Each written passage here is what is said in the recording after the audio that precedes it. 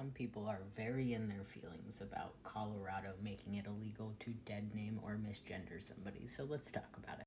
First of all, what you're talking about is not law, it is just a bill that is currently on the table. It hasn't even been voted on yet, so breathe for a second.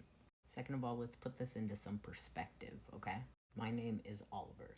You would only ever know me as Oliver. You would only ever refer to me as Oliver because you wouldn't know any different.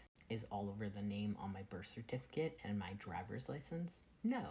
But just like the millions of other people that go by a name that isn't the name on their birth certificate, because going by a name that is not exclusive to your birth certificate is not even close to being a only trans people thing. You would never think twice about it. You would just call me Oliver. But if you then learned that I'm trans and what my legal name is and started referring to me as my legal name, not only would that make you just a mean-spirited individual, but that is a hate crime. And before you get in a tizzy about what is or isn't a hate crime, let's take a look at the definition. A hate crime is defined as a standard offense with an added element of bias against a victim because of their physical appearance or perceived membership of a certain social group. It does not have to be a violent crime in order for it to be a hate.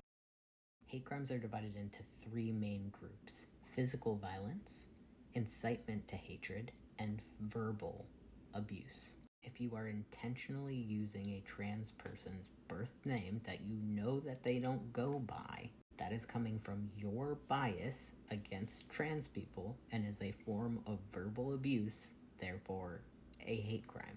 Not to mention, you are also intentionally putting that person in harm's way by outing them to anybody and everybody around.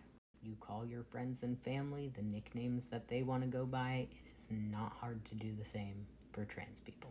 And if you want to be a mean-spirited person and not do that because you feel like you should have this version of free speech that you've created in your mind, then there are consequences to those actions.